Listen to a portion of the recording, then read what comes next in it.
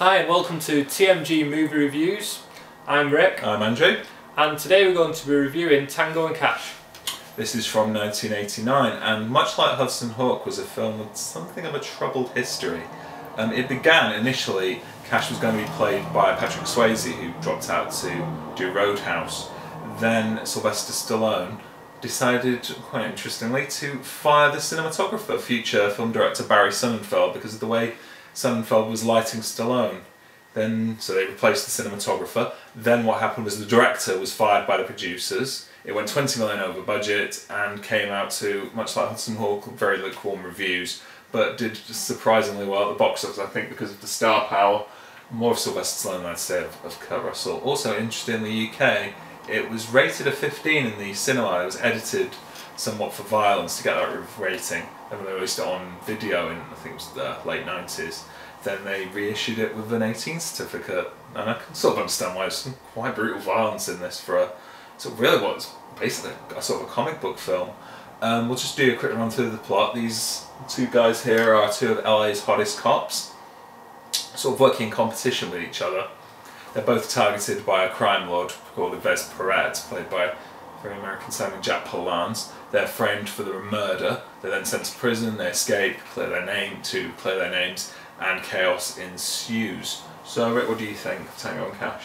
Yeah, I mean, I like it. It's a buddy cop movie, and it's not a bad one.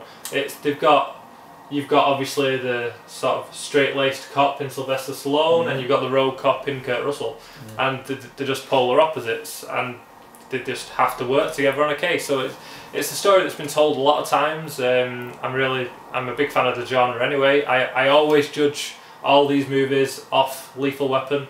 Yeah. It's not as good as Lethal Weapon. No. But it's up there. I mean, it's a story that can be a bit over the top at times, and I just feel like sometimes, yeah, it's a little bit of a stretch and very coincidental, but there's some good scenes in this, and especially I really like the prison breakout scene. Yeah. I think it is a great scene, and I think the main thing that I like about the movie is the interaction between the two characters. Yeah. And I think that's why the movie's worth watching more than any other reason. Just to sort of, it's full of one-liners, it's full of jokes. Cracking one-liners, isn't there? There's a puddle on the floor, but it's not raining. When Sly says, I hate Danish, and that's a reference to his ex-wife, Bridget Nielsen, who's Danish. And, he even gets mentioned about Rambo. Yeah, he does. I love, for someone with a big an ego as allegedly Sylvester Stallone had, to call Rambo a pussy, I think that was quite brave of him. Yeah, if he ad-libbed that line or it was written for him, I don't know. But yeah, there's some brilliance. I love the opening of this film. It's got Stallone's driving his car trying to stop a tanker truck full of cocaine, and he stops his car and he slowly empties his revolver, he reloads, and he just points his gun and he fires little shots, and it's terrific. I like the way there's sort of the cut in between the truck stopping and Sly he doesn't move an inch. She's just stood there calm as a cucumber. It's brilliant. And there are, like Rick says, the chase sequence through the prison is terrific, and there are some cracking ones. It's a great film, a fun sort of action buddy comedy, and Kurt Russell's terrific, and Kurt Russell's really an underrated actor, a man who can do pretty much anything. He's brilliant in comedy and Overboard. Yeah. He's brilliant in a thriller you might not have seen called Breakdown from 1997 that I would definitely recommend.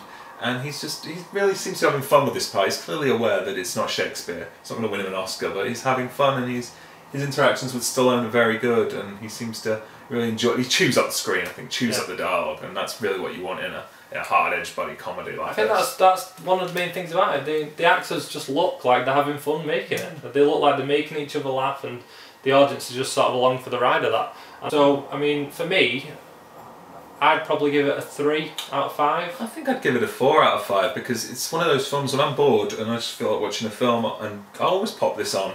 I won't watch the whole film, but I'll fast forward to my favourite bits of the, bits with that Brian James, a great character actor who does it with a really terrible English accent, playing the villain. Sounds more Australian than Cockney. And of course, you've got the yummy Terry Hatcher in there, who I used to love on Superman, who's on Desperate Housewives, playing Stallone's sister. So yeah, it's a good, fun, actual. This is not a film that I would maybe watch with the family. The language is a bit fruity and the violence can get a bit extreme, but if it's the sort of film back in the old days when we were kids, your dad would rent, he'd get a 6-pack and a fish supper, and you'd put this on. Yeah, it's watch it with your dad. It's that sort of film. It's a lad's film. Even if you had sort of a few of your mates around and you're watching some old movies, this is a great one to put on because it's just, you don't need to pay too much attention to the plot because that's probably encouraged. Absolutely. It's just the dialogue and the big action set pieces, which they do really well. Yeah, absolutely. So again, get it on DVD. Again, this is also, I saw this the other night on TCM, Turner Classic Movies. It's also been on ITV2, much like Back to the Future too. So yeah, do please check it out, and just, if nothing else, just for a laugh. A 90-minute, you know, you'll forget it at the end, but you'll have a hell of a good time while you're watching it. So please do check it out. Okay, thanks for watching.